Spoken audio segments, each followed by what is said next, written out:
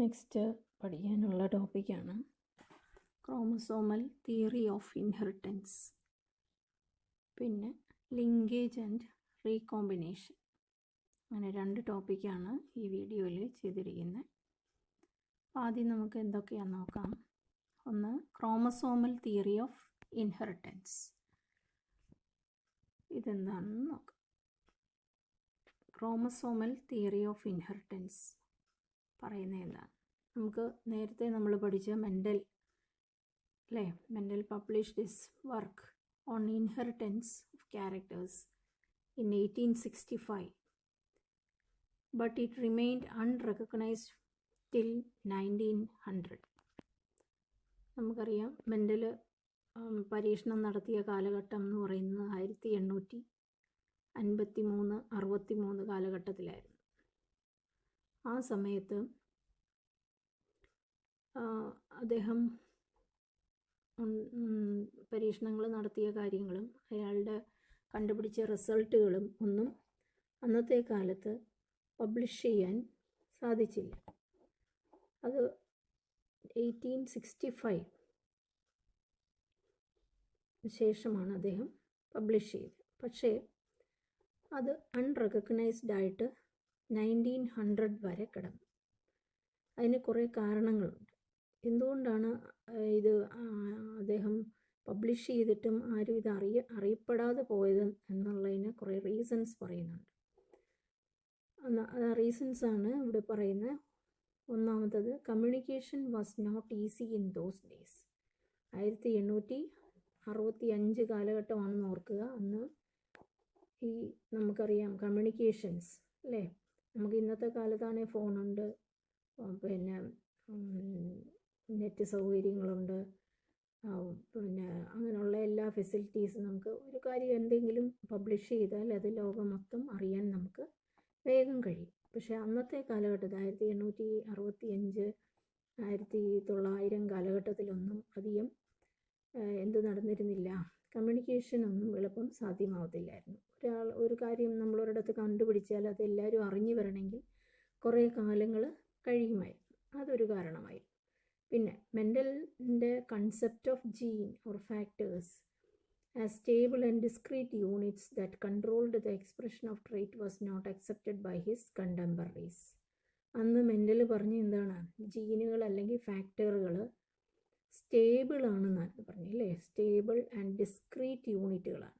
അത് സ്റ്റേബിളാണ്, അത് 1 generation to next generation പോകും എന്നൊക്കെ അദ്ദേഹം എക്സ്പ്ലെയിൻ ചെയ്തിരുന്നു അല്ലേ. അതൊന്നും ആരും അന്ന് അംഗീകരിച്ചില്ല. ഇതെന്താണ്, അങ്ങനെ ജീനുണ്ടോ, ജീൻ എന്ന് പറഞ്ഞൊരു വസ്തു ഉണ്ടോ? അന്ന് ജീൻ ഉള്ള പേര് കണ്ടുപിടിച്ചിട്ടില്ല, ഓൺലി ഫാക്ടേഴ്സ് കണ്ടുപിടിച്ചിട്ടില്ല. ഫാക്ടേഴ്സ് എന്താണെന്നൊന്നും എക്സ്പ്ലെയിൻ ചെയ്ത് കൊടുക്കാൻ അദ്ദേഹത്തിന് കഴിയാതെ വന്നു. എന്തോ ഒരു ഫാക്ടർ ഒരു ജനറേഷനിൽ നിന്ന് നെക്സ്റ്റ് ജനറേഷനിൽ പോകുന്നു എന്ന് മാത്രമേ അദ്ദേഹം പറഞ്ഞിരുന്നു.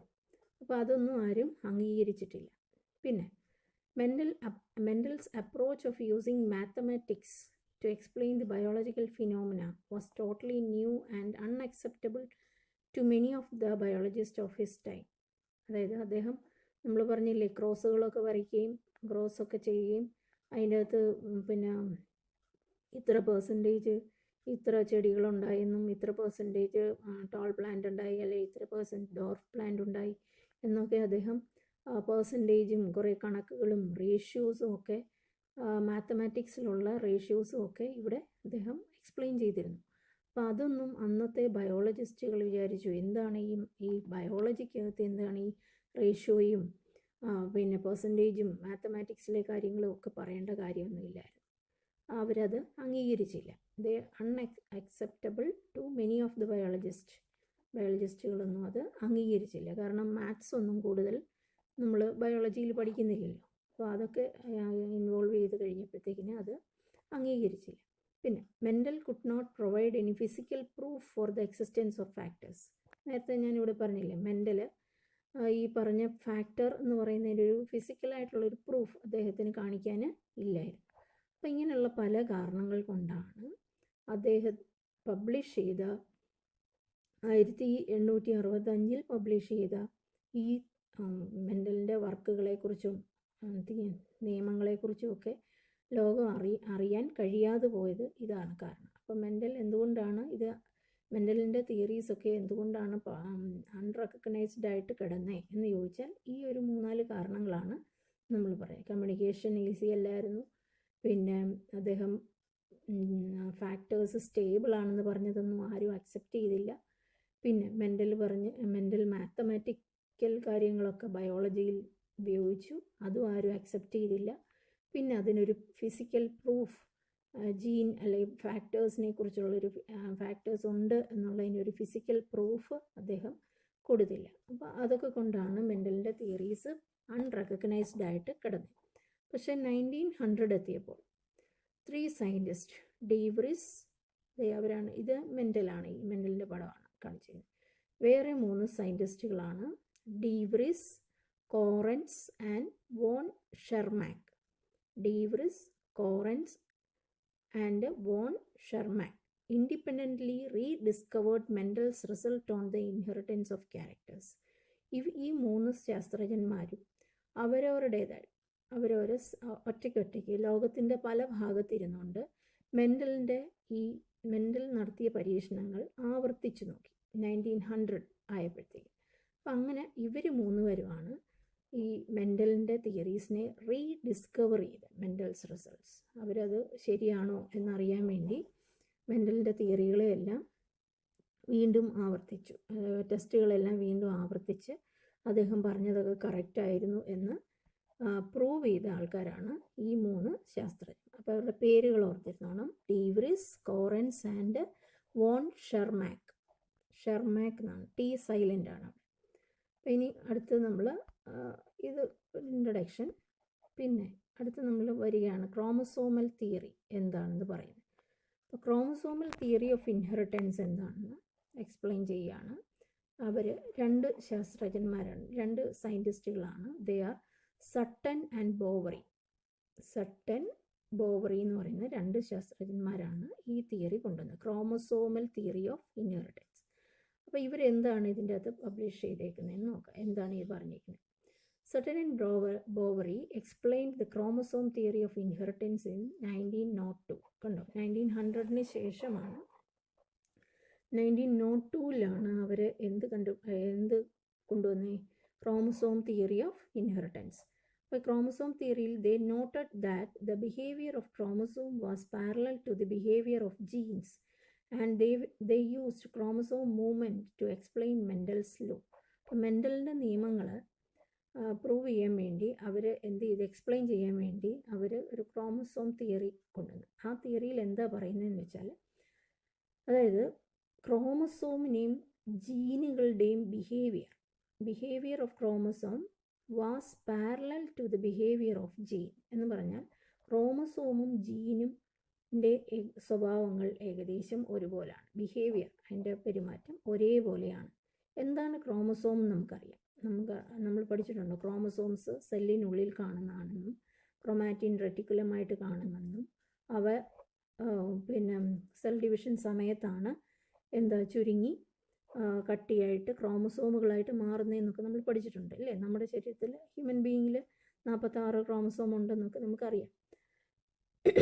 അപ്പം ഈ ക്രോമസോമയിലാണ് ജീനുകൾ ഇരിക്കുന്നതെന്ന് നമുക്ക് അറിയാവുന്നതാണ് അല്ലേ.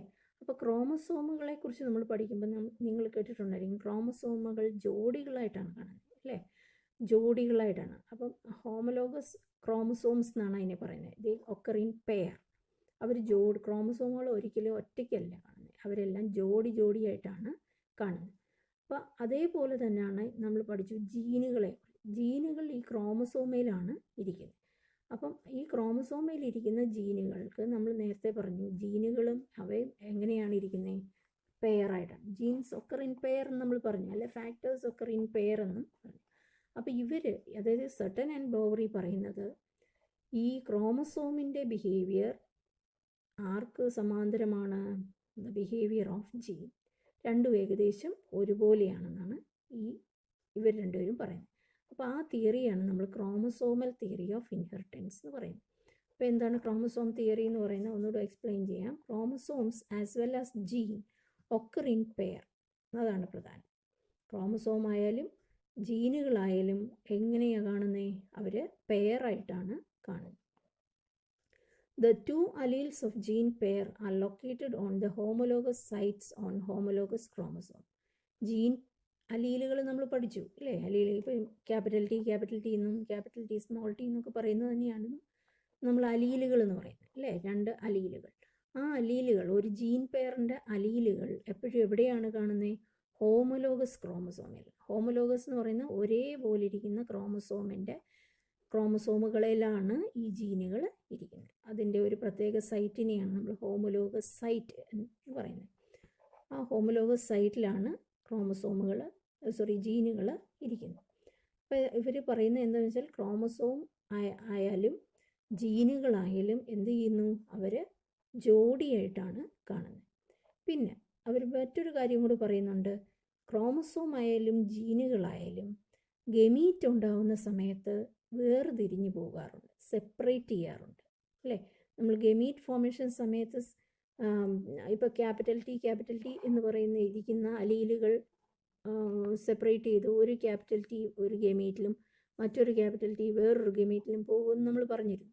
അതേപോലെ തന്നെയാണ് ക്രോമസോമിൻ്റെ കാര്യത്തിലും നമ്മൾ പഠിച്ചിട്ടുണ്ട് അല്ലേ? മിയോസിസിന് തൊട്ട് മുമ്പ് ക്രോമസോമുകൾ മിയോസിസ് 1 സമയത്ത് വേർപിരിഞ്ഞു പോകുന്നുണ്ട്, പകുതിയായിട്ട് മാറുന്നുണ്ട് അല്ലേ? 46 എന്നുള്ളത് 23 ആയിട്ട് മാറുന്നുണ്ട്. അപ്പം രണ്ടിൻ്റെ കേസിലും, അതായത് ക്രോമസോം ആയാലും ജീനായാലും, അവ രണ്ടും ഗമീറ്റ് ഉണ്ടാവുന്ന സമയത്ത് സെപ്പറേറ്റ് ചെയ്യുകയും സെഗ്രിഗേറ്റ് ചെയ്യുകയും ചെയ്യുന്നു. അപ്പോൾ ഈ 2 സ്വഭാവങ്ങൾ വെച്ചിട്ടാണ് ക്രോമസോം തിയറി പറഞ്ഞിരിക്കുന്നത്. ക്രോമസോം തിയറിയുടെ ഒന്നാമത്തെ പോയിൻ്റാണ് ദേ ഒക്കർ ഇൻ പെയർ. പിന്നെ the chromosome as well as the gene will separate during gamete formation. Gamete ഉണ്ടാകുന്ന സമയത്ത് അവർ സെപ്പറേറ്റ് ചെയ്യാറുണ്ട്. അതാണ് ഇവിടെ കമ്പാരിസൺ ആയിട്ട് ഇവിടെ പറഞ്ഞിരിക്കുന്നത്. നോക്കിയാൽ comparison between the behaviour of chromosome and gene. അതിൽ ഒന്ന് ക്രോമസോമിൻ്റെ കാര്യം ഇവിടെ എഴുതിയിരിക്കുന്നു, ഒന്ന് ജീനുകളുടെ കാര്യവും പറഞ്ഞിരിക്കുന്നു. അപ്പം ക്രോമസോമിൻ്റെ കാര്യം പറഞ്ഞിരിക്കുന്നത് ഒക്കർ ഇൻ പെയർ, ജീനും ഒക്കർ ഇൻ പെയർ. രണ്ടാമത്തെ, segregate at the time of gamete formation such that only one of each pair is transmitted to a gamete അല്ലേ? ഒരു പെയറിലെ ഒരെണ്ണം മാത്രമേ ഒരു ഗമീറ്റിലേക്ക് പോകത്തുള്ളൂ, ഓരോ ഗമീറ്റിലേക്ക് പോകത്തുള്ളൂ. ഇവിടെ എങ്ങനെയാണ്? Segregate at gamete formation and only one of each pair is transmitted to the gamete. ഇപ്പം നമ്മളിവിടെ ജീനിൻ്റെ കാര്യമാണ് പറയുന്നത്. ജീനാണെങ്കിൽ ക്യാപിറ്റൽ ടി സ്മോൾ ടി ആണെങ്കിൽ ക്യാപിറ്റൽ ടി ഒരെണ്ണത്തിലേക്ക് പോവും, സ്മോൾ ടി വേറൊരെണ്ണത്തിലേക്ക് പോവും. അപ്പോൾ ഗമീറ്റ് ഫോം ചെയ്യുമ്പം പെയറായിട്ടിരിക്കുന്ന അലീലുകൾ സെപ്പറേറ്റ് ചെയ്യാറുണ്ട്. അതേപോലെ തന്നെയാണ് ക്രോമസോമിൻ്റെ കാര്യത്തിലും ജോഡിയായിട്ട് ഹോമോലോഗസ് പെയർ എന്നാണ് നമ്മൾ പറയുന്നത്. ഹോമോലോഗസ് ഒന്നിച്ചിരിക്കുന്ന 2 ഒരേ ജോഡികളായിട്ട്, ആ ജോഡികൾ എന്ത് ചെയ്യുന്നു? ഗമീറ്റ് ഉണ്ടാകുന്ന സമയത്ത് സെപ്പറേറ്റ് ചെയ്യും. പിന്നെ മൂന്നാമത്തെ point, independent pairs segregate independently of each other. ഓരോ ജോഡിക്കും അടുത്ത ജോഡിയുമായിട്ട് യാതൊരു ബന്ധമില്ലാത്ത രീതിയിലാണ് അവർ സെപ്പറേറ്റ് ചെയ്യുന്നത്. ഒരു ജോഡി ഇപ്പം 2 ജോഡി ഉണ്ടെങ്കിൽ ഒരു ജോഡി ഒറ്റയ്ക്കും മറ്റേ ജോഡി ഒറ്റയ്ക്കും സെപ്പറേറ്റ്. നമ്മൾ ഡൈഹൈബ്രിഡ് ക്രോസിൽ പറഞ്ഞില്ലേ, അതേപോലെ. അപ്പോൾ 1 pair segregate independently of each pair, independently of another pair. മറ്റൊരു പെയറിൻ്റെ നോക്കാതാണ്, ഒറ്റയ്ക്കാണ്, ഡിപ്പെൻഡ് ചെയ്യാതാണ് മറ്റേ ആൾ സെപ്പറേറ്റ് ചെയ്യുന്നത്. അപ്പം ഈ തമ്മിലുള്ള ഈ ബിഹേവിയർ വെച്ചിട്ടാണ് ഇവർ രണ്ടുപേരും എന്ത് പറഞ്ഞ് ക്രോമസോമൽ തിയറി എന്താണെന്ന് പറഞ്ഞത്. അപ്പോൾ ക്രോമസോം തിയറി എന്താണ്? 2 പോയിൻറ്റ്സാണ് ഇവിടെ ഉള്ളത്. ഒന്ന്, chromosome as well as gene occur in pair. They separate or segregate during gamete formation. Gamete form ചെയ്യുന്ന സമയത്ത് സെപ്പറേറ്റ് ചെയ്യുകയോ സെഗ്രിഗേറ്റ് ചെയ്യുകയോ ചെയ്യും എന്നാണ് ക്രോമസോമൽ തിയറി പറയുന്നത്. ക്രോമസോമൽ തിയറി ആരാണ് എക്സ്പ്ലെയിൻ ചെയ്തതെന്ന് ചോദിച്ചാൽ, പ്രപ്പോസ് ചെയ്തതെന്ന് ചോദിച്ചാൽ സട്ടൻ ആൻഡ് ബോവറി. ഇവരുടെ 2 പേരുടെയും പേര് ഓർത്തിരുന്നതാണ്. ക്രോമസോമൽ തിയറി ഇപ്പം നമുക്കിങ്ങനെ ഡാഷ് ഇട്ട് ചോദിക്കാറുണ്ട്, ക്രോമസോമൽ തിയറി ഡാഷ് ആരാണ് കണ്ടുപിടിച്ചത് എന്നുള്ള രീതിയിൽ പരീക്ഷയ്ക്ക് എപ്പോഴും ചോദിക്കുന്നതാണ് ക്രോമസോമൽ തിയറി ആര് കണ്ടുപിടിച്ചു. അപ്പോൾ അവരുടെ പേരുകൾ ഓർത്തിരിക്കുക. മനസ്സിലായി കാണുമല്ലോ. അടുത്ത, ഇനി ക്രോമസോമൽ തിയറിയെ എക്സ്പ്ലെയിൻ ചെയ്യാൻ വേണ്ടി ക്രോമസോംസ് സെപ്പറേറ്റ് ചെയ്യുന്ന കാണിക്കുന്ന ഒരു ഡയഗ്രാമാണ് ഇവിടെ കാണിച്ചേക്കുന്നത്. നമ്മൾ ക്രോമസോംസ് ഒരു സെല്ലിൻ്റെ അകത്തെ ക്രോമസോമാണ് ഇവിടെ കാണിച്ചേക്കുന്നത്. ഇത് അല്ലേ, ഇതിപ്പോൾ 4 ക്രോമസോംസാണ് കാണിച്ചത്. 2 വലുതിനെയും കാണിച്ചിട്ടുണ്ട്, 2 ചെറുതിനെയും കാണിച്ചിട്ടുണ്ട്. ഇപ്പോൾ ഇവിടെ 4 ക്രോമസോംസാണ്. അവർ നിങ്ങൾ പഠിച്ചിട്ടുണ്ട് മിയോസിസ്.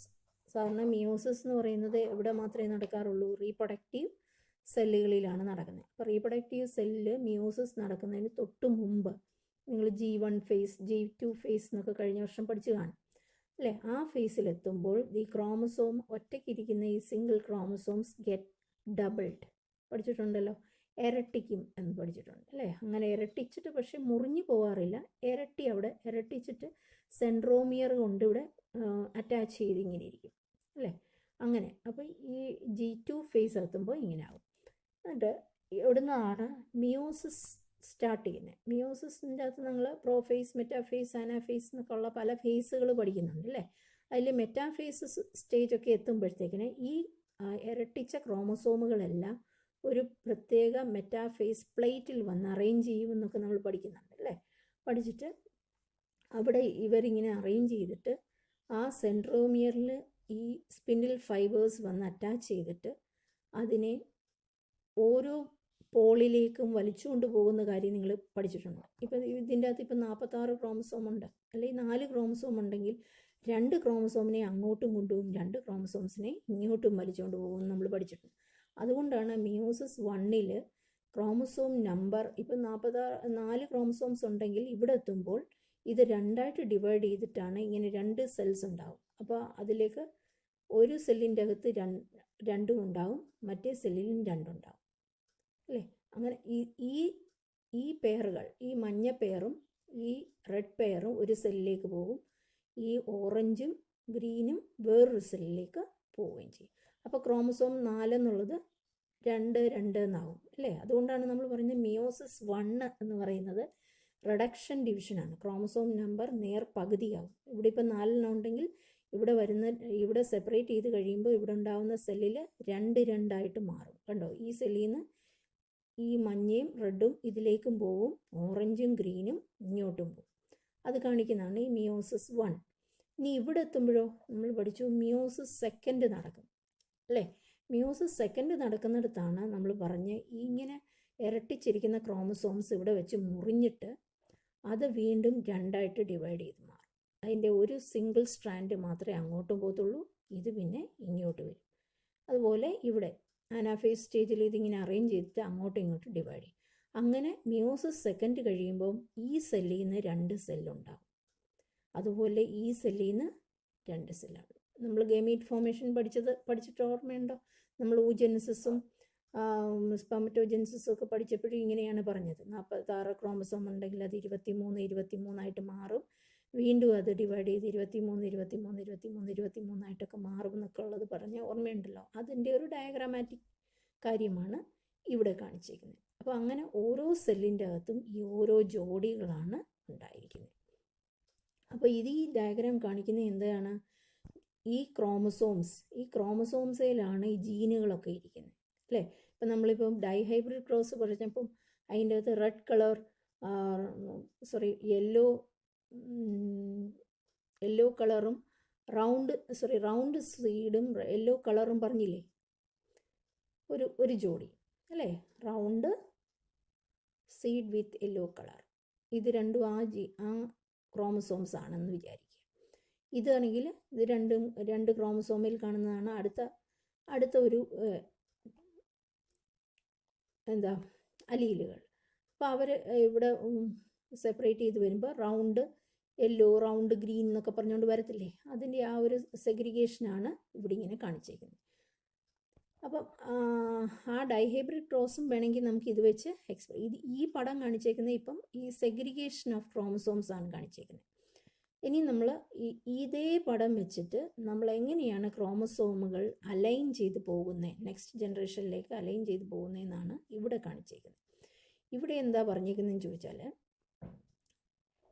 ഇവിടെ ഫസ്റ്റ് പോസിബിലിറ്റി പറഞ്ഞേക്കുന്നത് ഈ കാണിച്ചേക്കുന്ന പെയർ തന്നെയാണ് ഇവിടെയും കാണിച്ചേക്കുന്നത്. കണ്ടോ, ഇവിടെ എന്താ ഉള്ളത്? ഈ ഒരു സെല്ലിൻ്റെ സ്റ്റേജ്, ഈ സെല്ലിൻ്റെ സ്റ്റേജാണ് ഇവിടെ കാണിച്ചിരിക്കുന്നത്. ഓറഞ്ചും ഗ്രീനും, യെല്ലോയും റെഡും. അപ്പോൾ ഈ 2 ക്രോമസോമുകൾ എന്ത് ചെയ്യുന്നു? ഈ ഓറഞ്ച് ഈ ഗ്രീനുമായിട്ട് ഇങ്ങോട്ട് പോരുന്നു, ഈ ഒരു സെല്ലിലേക്ക് പോകുന്നു. അതുപോലെ യെല്ലോ കളറും റെഡും കൂടെ ഈ സെല്ലിലേക്ക് പോകുന്നു. അത് വീണ്ടും ഡിവൈഡ് ചെയ്ത് ഇവിടെ പറഞ്ഞ കാര്യം തന്നെ വീണ്ടും ഇത് രണ്ടും കൂടെ കമ്പൈൻ ചെയ്തിട്ട് യെല്ലോയും ഗ്രീനും ഹാഫ് ഒരു ജേം സെല്ലിലേക്ക് പോകുന്നു, ഇതൊരു സെല്ലിലേക്ക് പോകുന്നു, ഇതൊരു സെല്ലിലേക്ക് പോകുന്നു. ഇങ്ങനെ ഇപ്പം നമ്മൾ നമ്മൾ ഡൈഹൈബ്രിഡ് ക്രോസിൽ പറഞ്ഞ പോലെ റൗണ്ട് യെല്ലോ എന്ന് പറയുന്ന ജീനുകളാണ് ഇവിടെ സെപ്പറേറ്റ് ചെയ്ത് പോരുന്നതെങ്കിൽ ഇതിപ്പോൾ റൗണ്ട് യെല്ലോ അല്ലേ, റൗണ്ട് യെല്ലോയുടെ ജീനുകളാണ് ഇതെല്ലാം. റൗണ്ട് യെല്ലോ ഇത് രണ്ടും. പിന്നെ ഇതെന്തായിരുന്നു നമ്മൾ പറഞ്ഞിരുന്നേ?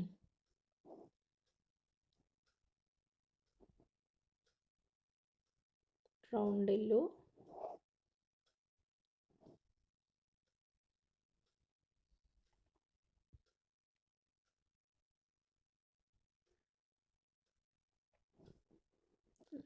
ഇതിപ്പം ഇതെന്തിൻ്റെ പോസിബിലിറ്റിയാണ് പറഞ്ഞിരിക്കുന്നത്? ഇവർ തമ്മിലുള്ള സെഗ്രിഗേഷനെ കുറിച്ചാണ്. അതായത് ഓറഞ്ചും ഗ്രീനും കൂടെ ഒന്നിച്ച് പോരുന്നതിനെ കുറിച്ചാണ് പറഞ്ഞത്. അപ്പം നമ്മൾ ഇൻഡിപെൻഡൻറ്റ് അസോർട്ട്മെൻറ്റ് അല്ലേ, ആ നിയമത്തിൽ പറഞ്ഞിരുന്നത് എന്താണ്? ഇതിന് വേറൊരു പോസിബിലിറ്റി ഉണ്ട്. ഈ ഓറഞ്ചിന്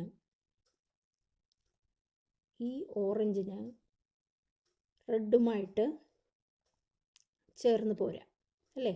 ഇവിടെ നമ്മൾ പറഞ്ഞ ഓറഞ്ച് ഗ്രീനുമായിട്ട് കമ്പൈൻ ചെയ്ത് ഇങ്ങോട്ട് പോരുന്ന കാര്യമാണ്. അതേപോലെ തന്നെ ഈ ഓറഞ്ചിന് റെഡുമായിട്ടുള്ള പോസിബിലിറ്റിയാണ് ഇവിടെ കാണിച്ചിരിക്കുന്നത്. റെഡുമായിട്ട് ചേർന്നിട്ട് ഇങ്ങോട്ട് പോരാം. അതുപോലെ യെല്ലോയ്ക്ക് ഗ്രീനുമായിട്ട് ചേർന്ന് ഇങ്ങോട്ട് പോരാം. അപ്പോൾ ഇവിടെ പറഞ്ഞിരിക്കുന്നത് എന്താ വെച്ചാൽ, ഈ മിയോസിസ് 1ൽ ഇത് വന്ന് ഇങ്ങനെ അറേഞ്ച് ചെയ്യുമ്പം ഈ ഓറഞ്ചിന് ഗ്രീനുമായിട്ടും ഇതേപോലെ ഗ്രീനുമായിട്ട് കമ്പൈൻ ചെയ്ത് ഇങ്ങനെയും പോരാ, മഞ്ഞയ്ക്ക് റെഡുമായിട്ട് കമ്പൈൻ ചെയ്ത് ഇങ്ങനെയും പോരാ. അതേപോലെ തന്നെ ഈ ഓറഞ്ചിന് റെഡുമായിട്ടും കമ്പൈൻ ചെയ്യാനുള്ള കഴിവുണ്ട്, യെല്ലോയ്ക്ക് ഗ്രീനുമായിട്ട് കമ്പൈൻ ചെയ്യാനുള്ള പോസിബിലിറ്റിയാണ്. അപ്പോൾ ഈ 2 പോസിബിലിറ്റിയാണ് ഇവിടെ കാണിച്ചത്. ഒന്ന് ഇവിടെയും ഈ രീതിയിൽ കമ്പൈൻ ചെയ്ത് പോകുന്നതും ഇവിടെ ഈ രീതിയിൽ അവർ സെഗ്രിഗേറ്റ് ചെയ്യുന്നതാണ്. അപ്പോൾ ആ കളർ വ്യത്യാസം നിങ്ങൾക്ക് മനസ്സിലാവും. ഓറഞ്ച് ഗ്രീനുമായിട്ട് അലൈൻ ചെയ്തിട്ട് പോരുന്ന ഇങ്ങനെയും പോരാ, യെല്ലോയ്ക്ക് റെഡുമായിട്ട് അലൈൻ ചെയ്തും പോരാ. അതേസമയം തന്നെ ഈ ഒരു കോമ്പിനേഷന് ഓറഞ്ച് റെഡുമായിട്ടും ചേരാം, അതുപോലെ യെല്ലോയ്ക്ക് ഗ്രീനുമായിട്ടും ചേർന്ന്. അപ്പോൾ അങ്ങനെ നമുക്ക് 4 വ്യത്യസ്ത ഗമീറ്റുകൾ ഇവിടെ ഫോം ചെയ്യുന്നതാണ് കാണിച്ചിരിക്കുന്നത്. നമ്മൾ ക്യാപിറ്റൽ ആർ, സ്മോൾ ആർ,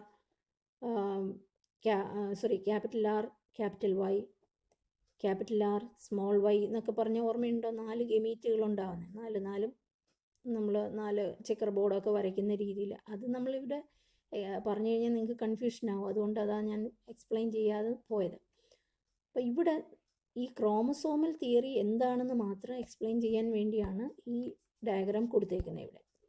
അപ്പോൾ ഇതൊന്ന് വായിച്ച് നോക്കിയേ. During anaphase of meiosis 1, the 2 chromosome pair can align at the metaphase plate independently of each other. Compare the chromosome of 4 different colors in the left and right column. ഇതാണ് 4 കളേഴ്സാണ് നമ്മൾ ലെഫ്റ്റിലുള്ള റൈറ്റിലുള്ള കോളംസിനെ കുറിച്ച് പറയുകയാണ്. In the left column, possibility 1, orange and green is segregating together. ഇവിടെ ഓറഞ്ചും ഗ്രീനും കൂടെ segregate ചെയ്യുന്ന പടമാണ് കാണിച്ചിരിക്കുന്നത്. But in the right hand column, the orange chromosome is segregating with the red. അതാണ് അങ്ങനെ വരുമ്പോൾ ഗമീറ്റുകളുടെ പോസിബിലിറ്റിയാണ് ഇവിടെ കാണിച്ചിരിക്കുന്നത്. അപ്പം 2 രീതിയിൽ ഗമീറ്റുകൾ ഉണ്ടാവാനുള്ള പോസിബിലിറ്റി നമ്മളിപ്പോൾ 2 ജോഡി ക്രോമസോമുകൾ അല്ലെ 2 ജോഡി ജീനുകളെ കുറിച്ച് പറയുമ്പോഴാണ് ഇവിടെ ഈ ക്രോമസോമിന് ഇതുമായിട്ടും അലൈൻ ചെയ്ത് പോകാം, അതുപോലെ ഈ ക്രോമസോമിന് ഇതുമായിട്ടും അലൈൻ ചെയ്ത് പോകാം എന്ന് കാണിക്കുന്ന ഒരു ഡയഗ്രാമാണ്. അതിൻ്റെ ആ പോസിബിലിറ്റി കാണിക്കുന്ന ഒരു ഡയഗ്രാം എന്നേ ഉള്ളൂ ഇത്. അപ്പോൾ ഇതിൻ്റെ അകത്ത് നമുക്ക് ഇതൊന്നും ക്വസ്റ്റ്യനായിട്ടൊന്നും ചോദിക്കത്തില്ല. പക്ഷെ നമുക്ക് ക്രോമസോം തിയറി എക്സ്പ്ലെയിൻ ചെയ്യാൻ വേണ്ടിയാണ് ഈ ഡയഗ്രാം കാണിച്ചേക്കുന്നതെന്ന് മാത്രമേ ഉള്ളൂ. അപ്പോൾ ഇതിനെക്കുറിച്ച് വിശദീകരിക്കാനൊന്നും പരീക്ഷയ്ക്കൊന്നും ചോദിക്കത്തില്ല. അപ്പോൾ എന്തെങ്കിലും അഥവാ ഈ പടം ചോദിച്ചാൽ ഇതെന്ത് ഡിസ്ക്രൈബ് ചെയ്യാനുള്ളതാണെന്ന് മാത്രം നമ്മൾ പറഞ്ഞാൽ മതി. എന്ത് ഡിസ്ക്രൈബ് ചെയ്യാനാണ്? Chromosome theory of inheritance describe ചെയ്യാൻ വേണ്ടിയാണ്. അപ്പോൾ ക്രോമസോമുകൾ ഗമീറ്റ് ഉണ്ടാകുന്ന സമയത്ത് സെപ്പറേറ്റ് ചെയ്യുന്ന കാണിക്കുന്നതാണ് ഈ ഡയഗ്രാം എന്ന് മാത്രം പറഞ്ഞാൽ മതി. അല്ലെങ്കിൽ ഈ ഒരു ക്രോമസോം തിയറി എന്താണെന്ന് മാത്രം പഠിച്ചു വെക്കുക. അപ്പോൾ ക്രോമസോം തിയറി എന്താണെന്നുള്ളത് ഞാൻ ക്രോമസോം തിയറി വന്നാൽ അതെന്ത് എഴുതും എന്നുള്ളത് ഞാനൊരു നോട്ടായിട്ട് അയച്ചു തരുന്നതായിരിക്കും. അത് മാത്രം പഠിച്ചാൽ മതി. ഇപ്പം നമുക്ക് എന്താണെന്ന് മാത്രം എക്സ്പ്ലെയിൻ ചെയ്ത് പോകുന്നതേ ഉള്ളൂ. Next chromosome theory. ഇപ്പോൾ ഈ പറഞ്ഞില്ലേ ക്രോമസോം തിയറി ഇങ്ങനെ സെപ്പറേറ്റ് ക്രോമസോമുകൾ as well as genes separate each other during gamete formation എന്നൊക്കെ പറഞ്ഞില്ലേ. അത് പ്രൂവ് ചെയ്യാൻ വേണ്ടി, അതിനെ എക്സ്പെരിമെൻ്റലായിട്ട് പ്രൂവ് ചെയ്യാൻ വേണ്ടി മറ്റൊരു സയൻറ്റിസ്റ്റാണ് Thomas Hunt Morgan and his colleagues worked with tiny fruit flies. അദ്ദേഹം ഈ ക്രോമസോമൽ തിയറി പ്രൂവ് ചെയ്യാൻ വേണ്ടി, എക്സ്പെരിമെൻ്റലി പ്രൂവ് ചെയ്യാൻ വേണ്ടി തോമസ് ഹണ്ട് മോർഗൻ എന്ന് പറയുന്ന ആളാണ് ഇത് പ്രൂവ് ചെയ്തത്. അദ്ദേഹം ഏത് ജീവിയിലാണ് പരീക്ഷണം നടത്തിയെന്ന് ചോദിച്ചാൽ he worked with the tiny fruit fly. ആ ഫ്രൂട്ട് ഫ്ലൈൻ്റെ പേരാണ് ഡ്രോസോഫില മെലനോഗാസ്റ്റർ. അപ്പോൾ എന്താണ് ഡ്രോസോഫില മെലനോഗാസ്റ്റർ? മെലനോഗാസ്റ്റർ എന്ന് പറഞ്ഞാൽ ഫ്രൂട്ട് ഫ്ലൈ, നിങ്ങൾ കേട്ടിട്ടുണ്ടായിരിക്കും. പഴങ്ങളിലൊക്കെ വന്നിരിക്കുന്ന ഈച്ചയാണ് അല്ലേ? പഴയ ഈച്ച നമ്മൾ പറയത്തില്ല. നമ്മളിപ്പോൾ ചക്കയൊക്കെ മാങ്ങയുടെയൊക്കെ സീസൺ വരുമ്പോൾ എപ്പോഴും ഇങ്ങനെ നമ്മൾ സാധാരണ കണ്ണീച്ച എന്നൊക്കെ പറയുന്ന കുഞ്ഞു ജീവി, അതിനെയാണ് ഫ്രൂട്ട് ഫ്ലൈ. അതിൻ്റെ പേരാണ് ഡ്രോസോഫില മെലനോഗാസ്റ്റർ. അപ്പോൾ ഈ ഡ്രോസോഫില മെലനോഗാസ്റ്ററിനെയാണ് അദ്ദേഹം ക്രോമസോം തിയറി എക്സ്പെരിമെൻ്റലി പ്രൂവ് ചെയ്യാൻ വേണ്ടി എടുത്ത ഓർഗാനിസം. അപ്പോൾ എന്തുകൊണ്ടാണ് ഇദ്ദേഹം ഡ്രോസോഫിലയെ തിരഞ്ഞെടുത്തത് എന്നുള്ളത് അതിൻ്റെ റീസൺ എഴുതാൻ ചോദിക്കാറുണ്ട് പലപ്പോഴും. നമ്മൾ മെൻ്റൽ പീ പ്ലാന്റിനെ സെലക്ട് ചെയ്തതിൻ്റെ റീസൺ പറഞ്ഞില്ലേ, അതേപോലെ ഡ്രോസോഫിലയെ എന്തിനാണ് ഇദ്ദേഹം സെലക്ട് ചെയ്തത്? അതിന് വൈ ഡ്രോസോഫില കണ്ടോ. Drosophila is suitable material for genetic study because. അതിന് പല കാരണങ്ങളുണ്ട് അല്ലേ. ഡ്രോസോഫില നമുക്ക് പഴയ ഈച്ചയെ കിട്ടാൻ വേണ്ടി ഒരു എളുപ്പം കിട്ടുന്ന ഒരു കാര്യമാണ്. They could be grown on simple synthetic medium in the laboratory. നമ്മളൊരു ചെറിയ ഒരു കുപ്പിയിൽ ഇച്ചിരി പഴച്ചാറോ അല്ലെങ്കിൽ ഒരു പഴത്തൊലിയോ അല്ലെങ്കിൽ ഒരു മാങ്ങയുടെ കഷ്ണമോ എന്തെങ്കിലും ഇച്ചിരി തൈരോ എന്തെങ്കിലും ഒരു കുപ്പിക്കകത്ത് ഇച്ചിരി ഒഴിച്ച് വെച്ചിരുന്നാൽ മതി, തുറന്ന് അല്ലേ. അപ്പം തന്നെ ആരും വിളിക്കേണ്ട, തന്നെ ഈ പഴയ ഈച്ചകൾ അതിൻ്റെ അകത്ത് വന്ന് പെറ്റുപെരുകിക്കോളും. നമ്മൾ 2 ദിവസം വെയിറ്റ് ചെയ്താൽ നമുക്കറിയാം ഇതേപോലെ അതിൻ്റെ അകത്ത് ഈച്ച നിറച്ച് വന്ന് അത് മുട്ടയിട്ട് അതിൻ്റെ പ്യൂപ്പ കുപ്പിയുടെ സൈഡിലൊക്കെ ഇരിക്കുന്ന നമ്മൾ വീടുകളിലൊക്കെ നമ്മൾ കഴുകാതൊക്കെ വെച്ചിരുന്ന കുപ്പിക്കകത്ത് നോക്കിക്കഴിഞ്ഞാൽ കാണാൻ കഴിയും ഇങ്ങനെ വന്നിരിക്കുന്നത്. പിന്നെ they complete the life cycle in about 2 weeks. അപ്പോൾ ഈ പഴയച്ചയുടെ ഒരു ഗുണം എന്ന് പറയുന്നത് അവരുടെ ലൈഫ് സൈക്കിൾ കംപ്ലീറ്റ് ചെയ്ത് അവർ മുട്ടയിട്ട് കുഞ്ഞുണ്ടായി വരണമെങ്കിൽ, ഫ്രൂട്ട് ഫ്ലൈ ഉണ്ടായി വരണമെങ്കിൽ 2 ആഴ്ച മതി. നമ്മൾ പീ പ്ലാന്റ് സെലക്ട് ചെയ്തപ്പോഴും അങ്ങനെയല്ലേ പറഞ്ഞത്, ഇനി ലൈഫ് സ്പാൻ കുറവാണ്. അപ്പോൾ അതേപോലെ തന്നെയാണ് ഇവിടെയും, അതിന് 2 ആഴ്ച മതി അതിൻ്റെ ലൈഫ് സൈക്കിൾ പൂർണ്ണമാക്കാൻ. പിന്നെ ഇതിന് single meeting could produce A large number of progeny flies. ഇവരെ റീപ്രൊഡ്യൂസ് ചെയ്യാൻ വിട്ട് കഴിഞ്ഞാൽ ഒറ്റ മീറ്റിംഗ് വഴി ഇഷ്ടം പോലെ മുട്ട ഇവരിടും. ആ മുട്ട വളർന്ന് കുഞ്ഞുങ്ങളാവും. ഫ്ലൈസ് ഇഷ്ടം പോലെ നമുക്ക് കിട്ടും. അതിൻ്റെ പ്രോജനിയെ കിട്ടാൻ നമുക്ക് ഇഷ്ടം പോലെ അവസരം, ലാർജ് നമ്പർ ഓഫ് പ്രോജനിയെ നമുക്ക് കിട്ടും. അതുകൊണ്ടുകൂടിയാണ്. പിന്നെ there was a clear differentiation of the sexes.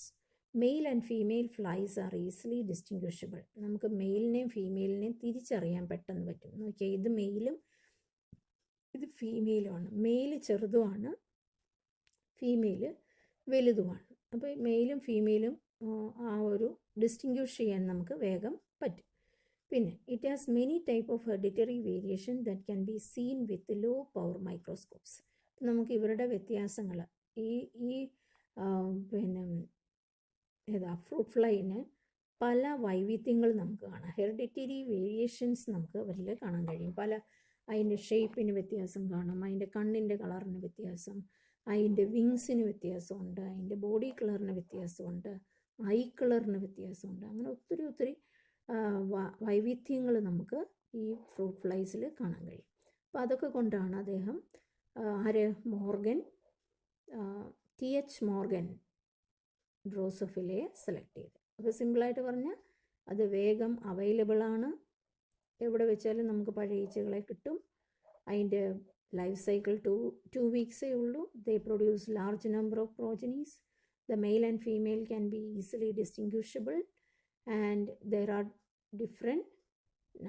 many type of hereditary variation are seen in this Drosophila. So Drosophila is selected as for genetic studies. അപ്പോൾ ഇത് ജസ്റ്റ് ഒന്ന് നോക്കി വെക്കുക. അവിടെ ഒരു ക്വസ്റ്റ്യൻ നമുക്ക് വരാനുള്ളത്, മെൻഡൽ പീ പ്ലാന്റിനെ സെലക്ട് ചെയ്തു. അങ്ങനെ ചോദിക്കും, മെൻഡൽ എന്ന് പറഞ്ഞിട്ട് ഡാഷ് പീ പ്ലാന്റ്. അങ്ങനെയാണ് മോർഗൻ ഡാഷ് എന്ന് ചോദിച്ചാൽ എന്തെഴുതും നിങ്ങൾ? ഡ്രോസോഫില എന്നെഴുതാം. മെൻഡലിൻ്റെ സ്റ്റഡി മെറ്റീരിയൽ പീ പ്ലാന്റ് ആണ്, പൈസം സറ്റൈവയാണെങ്കിൽ മോർഗൻ എന്താണെന്ന് ചോദിച്ചാൽ ഏതെഴുതും? ഡ്രോസോഫില മെലനോഗാസ്റ്റർ. ഫുൾ നെയിം പഠിച്ചില്ലെങ്കിലും ഡ്രോസോഫില എന്നെങ്കിലും പഠിച്ചു വെക്കുക. അപ്പോൾ അതിന് ഓർത്തിരുന്നതാണ്. ഈ പേര് എപ്പോഴും ചോദിക്കാറുണ്ട്, അല്ലാതെ മോർഗൻ്റെ എക്സ്പെരിമെൻ്റ് ഒന്നും അങ്ങനെ വലിയ ഇമ്പോർട്ടൻ്റ് അല്ല, എന്നാലും നമ്മളൊന്ന് നോക്കി പഠിച്ചു വെച്ചിരിക്കുക, ഒന്ന് വായിച്ചു വെച്ചാൽ മതി. അപ്പം ഇത് ക്രോമസോമൽ തിയറി മനസ്സിലായല്ലോ. ക്രോമസോമൽ തിയറിയും പഠിച്ചു കഴിഞ്ഞു. അത് എക്സ്പെരിമെൻ്റലി പ്രൂവ് ചെയ്യുന്നത് ആരാണെന്ന് പറഞ്ഞ് മോർഗനാണ്. ഇനി നമുക്ക് പഠിക്കാനുള്ളത് അദ്ദേഹത്തിൻ്റെ പരീക്ഷണങ്ങളാണ്. മോർഗൻ, TH മോർഗൻ്റെ പരീക്ഷണങ്ങൾ. അപ്പോൾ മോർഗൻ ഈ ക്രോമസോമൽ തിയറിയുമായിട്ട് ബന്ധപ്പെട്ട് ലിങ്കേജ് ആൻഡ് റീകോമ്പിനേഷൻ എന്ന് പറഞ്ഞ 2 ടേംസ് നമുക്കിവിടെ പഠിക്കാനുണ്ട്. അതിലേക്ക് വരികയാണ്. അപ്പോൾ അതിൽ നിന്നാണ് നമ്മൾ ഈ പരീക്ഷണം എന്താണെന്ന് നോക്കാം. മോർഗൻ എന്താ ചെയ്തതെന്ന്. Morgan carried out several dihybrid processes in Drosophila to study sex-linked genes. അദ്ദേഹം പ്ലാന്റിലല്ല, കണ്ടോ, അദ്ദേഹത്തിൻ്റെ സ്റ്റഡി മെറ്റീരിയൽ എന്ന് പറയുന്നത് ഡ്രോസോഫില. അപ്പോൾ ഡ്രോസോഫിലയിലാണ് അദ്ദേഹം പരീക്ഷണങ്ങൾ നടത്തിയത്. അപ്പോൾ മോർഗൻ എടുത്ത 2 പരീക്ഷണ ജീവികൾ ഇതൊക്കെയാണ്. 2 വൈവിധ്യമാർന്ന ജീവികളാണ്. ഒന്ന് yellow bodied white eyed female, അതിനെയാണ് ക്രോസ് ചെയ്തത് ആരുമായിട്ട്? Brown bodied red eyed male. അപ്പം നമ്മൾ ഡൈഹൈബ്രിഡ് ക്രോസ് നേരത്തെ നമ്മൾ പറഞ്ഞില്ലേ, round yellow and wrinkled green എന്ന് പറഞ്ഞ് ചെയ്ത പോലെ തന്നെ മോർഗൻ ഇവിടെ ഈ ആനിമലിലാണ് ചെയ്തതെന്ന് മാത്രം ഡിഫറൻസ്. അപ്പം എന്തൊക്കെയാണ് അദ്ദേഹം ക്യാരക്ടേഴ്സ് എടുത്തതെന്ന് ചോദിച്ചാൽ, യെല്ലോ കളറിലെ ബോഡിയുള്ളതും വെളുത്ത കണ്ണുള്ളതുമായ ഫീമെയിൽ ഫ്രൂട്ട് ഫ്ലൈ. ഇനി ബ്രൗൺ ബോഡിൻ്റെ ബോഡി കളറാണ് ബ്രൗൺ ആണ്, അതിൻ്റെ കണ്ണിൻ്റെ നിറം റെഡാണ്. അങ്ങനെയുള്ള 2 ആനിമൽസിനെ തമ്മിൽ ഹൈബ്രിഡൈസ് ചെയ്തു. Morgan hybridised yellow bodied white eyed female to brown bodied red eyed male and intercrossed their F1 progeny. ഇവരെ ഹൈബ്രിഡൈസ് ചെയ്യിച്ചിട്ട് ഇവരുടെ F1 പ്രോജനിയെ ഇൻ്റർക്രോസ് ചെയ്തു. നമ്മൾ അവിടെ സെൽഫിങ് എന്ന് പറയുന്ന പോലെ തന്നെ അവരെ തമ്മിൽ ഇൻ്റർക്രോസ് ചെയ്തു. അവിടെ ആനിമൽസിൻ്റെ കേസിൽ നമ്മൾ സെൽഫ് പോളിനേഷനും ക്രോസ് പോളിനേഷനും ഒന്നും പറയാൻ പറ്റത്തില്ല. ഇവിടെ ഹൈബ്രിഡൈസേഷൻ എന്നാണ് അവരെ പറയുന്നത്. മേറ്റിംഗ് ആണ്. ഇതിനെ കൊണ്ട് മേറ്റ് ചെയ്തു. അങ്ങനെ അവർക്ക് ഉണ്ടായ മുട്ടയിൽ നിന്ന് ഡെവലപ്പ് ചെയ്തതാണ് F1 പ്രോജനി. ആ F1 പ്രോജനീസിനെ അവർ സെൽഫ് ആയിട്ട് ഇൻ്റർക്രോസ് ചെയ്യാൻ വിട്ടു, അല്ലേ? അവർ തമ്മിൽ അങ്ങോട്ടും ഇങ്ങോട്ടും ഇൻ്റർക്രോസ് ചെയ്തിട്ട് F2 ജനറേഷൻസ് കിട്ടി. അങ്ങനെ he observed that 2 genes did not segregate independently of each other and F2 ratio deviated very significantly from 9:3:3:1 ratio. അതായത് നമ്മൾ ഡൈഹൈബ്രിഡ് ക്രോസിൽ പറഞ്ഞില്ലേ 9:3:3:1 റേഷ്യോയിലാണ് നമ്മൾ അവിടെ F2 ജനറേഷനിൽ കിട്ടിയെന്ന് പറഞ്ഞില്ലേ. പക്ഷേ ഇവിടെ അദ്ദേഹം ഇവരെ തമ്മിൽ ബ്രീഡ് ചെയ്തപ്പോൾ അവിടെ അദ്ദേഹത്തിന് F2 ജനറേഷനിൽ കണ്ടത് 9:3:3:1 റേഷ്യോയിൽ നിന്ന് ഒത്തിരി വ്യത്യസ്തമായിട്ടുള്ള റേഷ്യോ ആണ് ഇവരുടെ കേസിൽ കിട്ടിയത്. അപ്പോൾ മെൻഡൽ പറഞ്ഞ അനുസരിച്ചാണെങ്കിൽ ഈ റേഷ്യോയെ കിട്ടാൻ പാടുള്ളൂ അല്ലേ? പക്ഷെ അതിൽ നിന്ന് ഡീവിയേറ്റ് ചെയ്ത റേഷ്യോസാണ് അദ്ദേഹത്തിന് ഇവിടെ കിട്ടിയത്. അപ്പോൾ അത് എന്താണെന്നുള്ളത് കാര്യമാണ് ഇവിടെ പറയുന്നത്. അപ്പോൾ ഇതിനുള്ള കാരണം എന്ന് പറയുന്നത് അദ്ദേഹം പറയുന്നത് ഈ ലിങ്കേജ് എന്ന് പറയുന്ന ഒരു കാര്യമാണ്. എന്താണ് ലിങ്കേജ് കൊണ്ടാണ് ഇങ്ങനെ ഈ റേഷ്യോ നിലനിന്ന് പോവാതെ? നമ്മളിത് ഡീറ്റെയിൽ ആയിട്ടൊന്നും നമുക്ക് പഠിക്കാനില്ല. മോർഗൻ ഇങ്ങനെ ഒരു സ്റ്റഡി നടത്തിയെന്നും അത് പിന്നെ മെൻഡൽ പറഞ്ഞ തിയറിയുമായിട്ട് യോജിക്കാതെ പോയെന്നും ഒക്കെ ഉള്ള കാര്യങ്ങളാണ് നമ്മളിവിടെ എക്സ്പ്ലെയിൻ ചെയ്യുന്നത്. അല്ലാതെ ഈ ക്രോസ് നമ്മൾ മറ്റേ പോലെ ക്രോസ് എഴുതി പഠിക്കേണ്ട കാര്യമൊന്നും ഇല്ല. പക്ഷെ ക്രോസ് ഇവിടെ പറയുന്നുണ്ട്, നമുക്ക് ജസ്റ്റ് ഒന്ന് നോക്കിയിട്ട് അങ്ങ് പോയാൽ മതി. അത് എക്സ്പ്ലെയിൻ ചെയ്യാൻ പോയി കഴിഞ്ഞാൽ നിങ്ങൾക്ക് ആകെ കൺഫ്യൂഷനാകും. അപ്പോൾ നോക്കി, ഇതാണ് പറഞ്ഞ cross. Yellow bodied white eyed ഫീമെയിലും ബ്രൗൺ ബോഡീഡ് റെഡ് ഐഡ് മെയിലുമാണ്. അപ്പോൾ അവരെ തമ്മിൽ ക്രോസ് ചെയ്തതാണ് ഈ കാണിച്ചേക്കുന്നത്.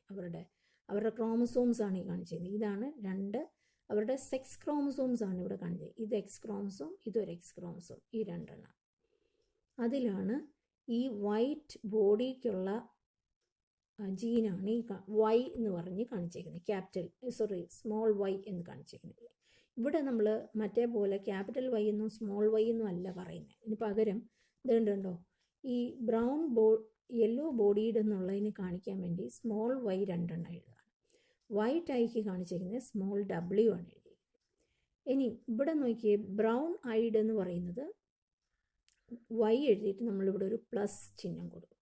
ഇവിടെ വൈ എഴുതിയിട്ട് ഇവിടെ പ്ലസ് ചിഹ്നം കൊടുക്കും. അപ്പോൾ അത് ഡോമിനേറ്റിംഗ് ക്യാരക്ടറിനെ കാണിക്കുന്നതാണ് ഇങ്ങനെ പ്ലസ് കൊടുക്കുന്നത്.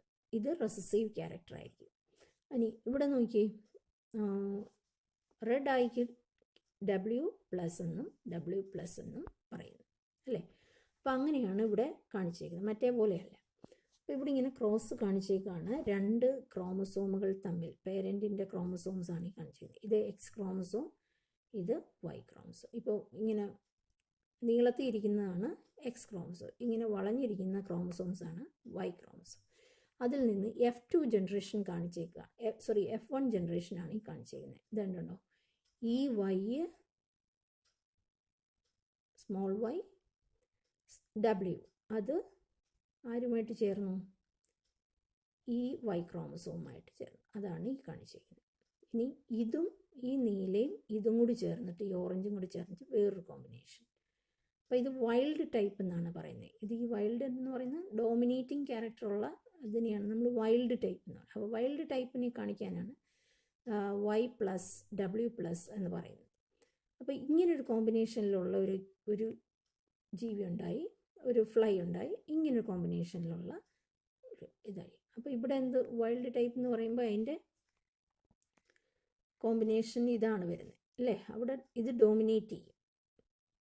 ഇത് യെല്ലോ വൈറ്റ് ആയിരിക്കും അല്ലേ? ഇതേത് വരും?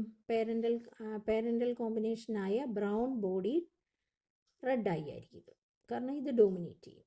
ഇവിടെ വരുമ്പോൾ യെല്ലോ ആൻഡ് വൈറ്റ് ആയിട്ട് മാറും. ഇനി ഇതിൻ്റെ F2 ജനറേഷനാണ് ഇപ്പുറത്ത് കാണിച്ചിരിക്കുന്നത്. F2 ജനറേഷൻ കണ്ടോ? F2 ജനറേഷൻ നമുക്ക് വേണമെങ്കിൽ ഇതിനെ ഇങ്ങനെ ഇതിനെ തമ്മിൽ ക്രോസ് ചെയ്ത് എഴുതുമ്പോഴാണ് ഈ 8 തരം ഇൻഡിവിജ്വൽസ് നമുക്കിവിടെ ഉണ്ടാവുന്നത്. പക്ഷേ അതൊന്നും നമ്മളിവിടെ എക്സ്പ്ലെയിൻ ചെയ്ത് പഠിക്കേണ്ട കാര്യമില്ല. ജസ്റ്റ് ഒന്ന് നോക്കിയാൽ മതി ഇങ്ങനെ.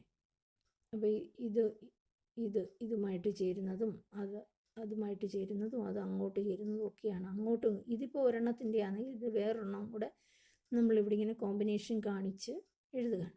അപ്പോൾ ഇങ്ങനെ പ്രോജനീസ് ഒത്തിരി ഉണ്ടാവും. അപ്പോൾ അത് നമ്മളൊന്ന് ജസ്റ്റ് നോക്കിയാൽ മതി. അതിൽ ഇവിടെ പറഞ്ഞിരിക്കുന്ന ഈ ഒരു കാര്യം ശ്രദ്ധിച്ചാൽ മതി. അതായത് F2 ജനറേഷനിൽ പേരൻ്റൽ കോമ്പിനേഷൻ 98.7% കിട്ടും.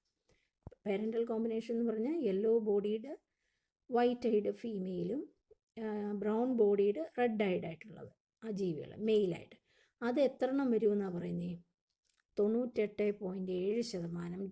മുക്കാലും പേരൻ്റൽ കോമ്പിനേഷനാണ് എല്ലാം വന്നേക്കുന്നത്. അതായത് ഇവിടെ കണ്ടോ, ബ്രൗൺ ബോഡീഡും റെഡ് ഐഡ് മെയിലുണ്ടായി, യെല്ലോ ബോഡീഡ് വൈറ്റ് ഐഡ് മെയിലുണ്ടായി, ബ്രൗൺ ബോഡിയുടെ റെഡ് ഐഡ് ഫീമെയിൽ ഉണ്ടായി, യെല്ലോ ബോഡിയുടെ വൈറ്റ് ഐഡ് ഫീമെയിൽ ഉണ്ടായി. എല്ലാം പേരൻറ്റിൻ്റെ അതേ കോമ്പിനേഷൻസ് ആണ് ഇവിടെ. അതേസമയം 1%, 1.3% മാത്രമേ ഉള്ളൂ റീകോമ്പിനൻ്റ് ടൈപ്പ്. റീകോമ്പിനൻ്റ് ടൈപ്പ് എന്ന് പറഞ്ഞാൽ ഇതും കൂടെ മിക്സായിട്ട് വരുന്നതാണ് ഈ റീകോമ്പിനൻ്റ് ടൈപ്പ്. ബ്രൗൺ ബോഡിയുടെ വൈറ്റ് ഐഡ് മെയിൽ കണ്ടോ, ബ്രൗൺ ബോഡിയുടെ കൂടെ വൈറ്റ് ഐ കയറി വന്നു. ഇനി യെല്ലോ ബോഡിയുടെ കൂടെ റെഡ് ഐ കോമ്പിനേഷൻ, ബ്രൗൺ ബോഡിയുടെ കൂടെ വൈറ്റ് ഐ കോമ്പിനേഷൻ, യെല്ലോ ബോഡിയുടെ കൂടെ റെഡ് ഐ കോമ്പിനേഷൻ. ആ കോമ്പിനേഷൻസ് ഒക്കെ വന്നത് എത്ര ശതമാനമേ ഉള്ളൂ? 1.3% ഉള്ളൂ. അപ്പം 98.7% എല്ലാം ആരുടെ കൂട്ടിയിരുന്നു?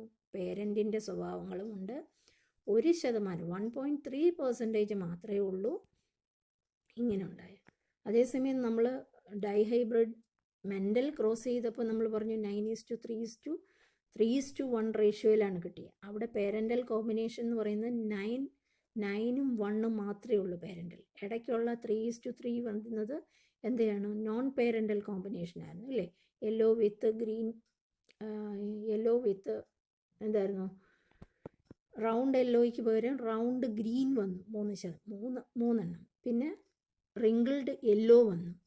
അപ്പോൾ അങ്ങനെ വരുന്ന കോമ്പിനേഷൻ 3:3 ആയിരുന്നു. അപ്പോൾ അത് വെച്ച് നോക്കുമ്പോൾ ഇവിടെ ഒത്തിരി വ്യത്യാസമുണ്ട്. ഇവിടെ എന്ത് മാത്രമേ കൂടുതൽ വന്നുള്ളൂ? പേരൻ്റൽ കോമ്പിനേഷൻ കൂടുതൽ.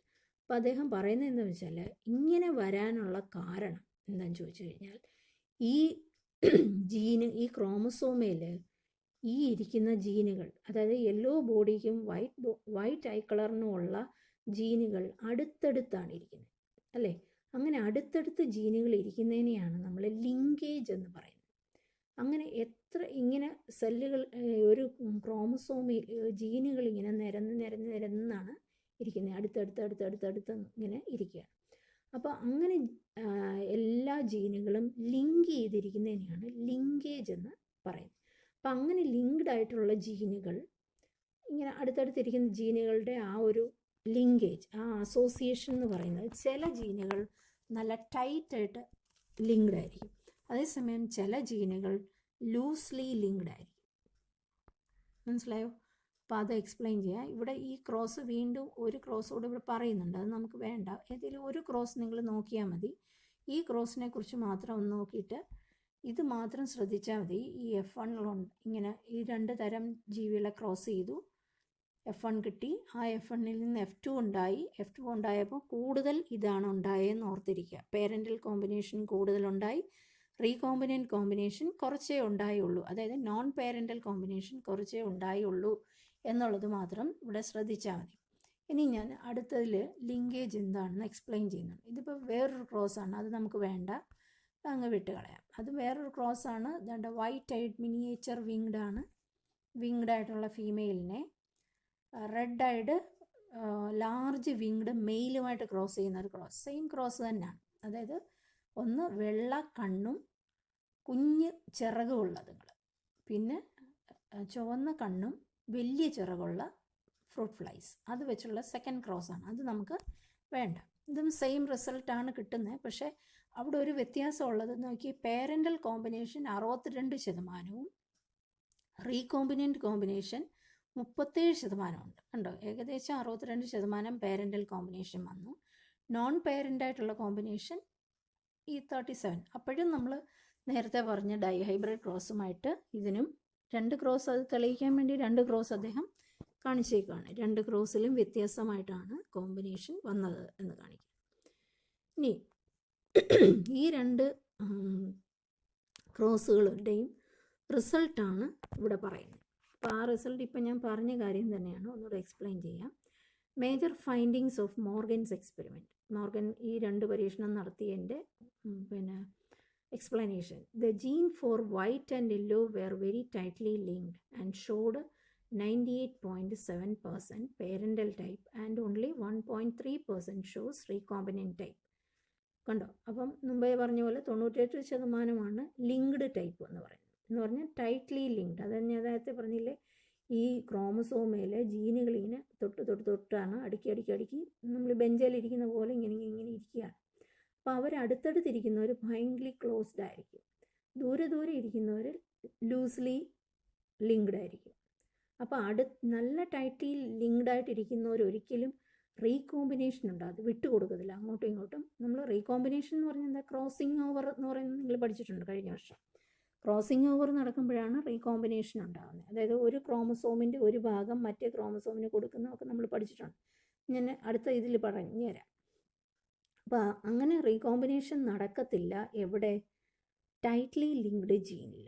അപ്പോൾ അടുത്തടുത്തിരിക്കുന്ന ക്ലോസായിട്ട് ടൈറ്റായിട്ട് ലിങ്ക് ചെയ്തിരിക്കുന്നവരിൽ റീകോമ്പിനേഷൻ കുറവായിരിക്കും. അതേസമയം അകന്നകന്നിരിക്കുന്ന ഇവിടെയും കൂടെ ദൂരമായി ഇരിക്കുന്നതാണ് ലൂസ്ലി ലിങ്ക്ഡ് എന്ന് നമ്മൾ പറയും. അപ്പോൾ അവരിലാണെങ്കിൽ എന്ത് കൂടുതലായിരിക്കും, റീകോമ്പിനേഷൻ കൂടുതലായിട്ട് നടക്കും. അതാണ് ഇതിൻ്റെ ബേസിസ് എന്ന് പറയുന്നത്. The gene for white and miniature, അതിപ്പോൾ രണ്ടാമത്തെ ക്രോസ്, അത് വേണ്ട നമുക്ക്. If the genes are closely arranged in a chromosome linkage is high. കണ്ടോ, അടുത്തടുത്ത് അറേഞ്ച് ചെയ്തിരിക്കുകയാണെങ്കിൽ ലിങ്കേജ് ഹൈ ആയിരിക്കും. ആൻഡ് ഷോസ് ലോ റീകോമ്പിനേഷൻ ആയിരിക്കും. ഇത് രണ്ടും പഠിച്ചു വെക്കുക. If the genes are distantly arrange, ജീനുകൾ ദൂരെയാണ് അറേഞ്ച് ചെയ്തെങ്കിൽ ദ ലിങ്കേജ് ഇസ് ലോ. അവരുടെ ലിങ്കേജ് അസോസിയേഷൻ അടുത്താണോ, അല്ല, അത് കുറവായിരിക്കും. അങ്ങനെ വരുമ്പോൾ റീകോമ്പിനേഷൻ കൂടുതലായിരിക്കും. അപ്പോൾ ഈ ഒരു 2 പോയിന്റ് വളരെ ഇമ്പോർട്ടൻ്റ് ആണ്. അതായത് ജീനുകൾ അടുത്തടുത്തിരിക്കുന്ന, ഞാൻ ഒന്നുകൂടി പറയാം, ലിങ്കേജ് എന്ന് പറഞ്ഞാൽ എന്താ, ഒരു ക്രോമസോമേൽ ജീനുകൾ അടുത്തടുത്തിരിക്കുന്നതിനെയാണ് ലിങ്കേജ് എന്ന് പറയുന്നത്. Association of genes on a chromosome is called linkage. ആ linked genes, some of the genes are closely linked or tightly linked and some of the genes are loosely linked. അപ്പം അതാണ് ഇവിടെ പറഞ്ഞത്. ക്ലോസ്ലി അറേഞ്ച്ഡ് ക്രോമസോംസിലാണ് the genes when are closely arrange the linkage is high and it shows low recombination. If the genes are distantly arranged in a chromosome, linkage is low and recombination is high. ഇത് രണ്ടും എഴുതി പഠിക്കണം. അടുത്ത് ഇതാണ് മോർഗൻ്റെ experiment. ഒന്നുകൂടെ explain ചെയ്യുകയാണ് linkage in recombination. In Morgan experiment linkage happens because the genes were located on the same chromosome. ഒരേ ക്രോമസോമിൽ അടുത്തടുത്തിരിക്കുന്നതിനെയാണ് നമ്മൾ ലിങ്കേജ് എന്ന് പറയുന്നത്. Thus, when two genes in a dihybrid cross were situated on the same chromosome, the proportion of the parental gene combination is much higher than non-parental combination, parental type due to linkage. എന്തുകൊണ്ടാണ് parental combination കൂടുതൽ വരുന്നതെന്ന് ചോദിച്ചാൽ linkage നടക്കുന്നതുകൊണ്ടാണ്. Linkage ഉള്ളിടത്താണ് parental combination കൂടുതലായിട്ട്. ഇപ്പോൾ അടുത്തടുത്തിരിക്കുന്ന ജീനുകളാണ്, ഇപ്പോൾ yellow കളറും white yellow body white I ആണെങ്കിൽ അത് അടുത്തടുത്താണെങ്കിൽ അത് ഒന്നിച്ചായിരിക്കും പോരുന്നത്, അല്ലാതെ അത് സെപ്പറേറ്റ് ചെയ്യാറില്ല എന്നാണ്. പിന്നെ എന്താണ് ലിങ്കേജ് എന്ന് പറയുന്നത്? Linkage is the phenomenon of co existence of 2 or more jeans in A same chromosome. 2 or അതിൽ കൂടുതലോ ജീനുകൾ ഒരു ക്രോമസോമയിൽ ഇരിക്കുന്നതിനെയാണ്, ആ ഫിനോമിനെയാണ് നമ്മൾ ലിങ്കേജ് എന്ന് പറയുന്നത്. ഇത് പഠിച്ചോണം, എന്താണ് linkage. Such genes are called linked genes. അങ്ങനത്തെ ജീനുകളെ എന്ത് വിളിക്കുന്നു? ലിങ്ക്ഡ് ജീൻസ് എന്ന് പറയും.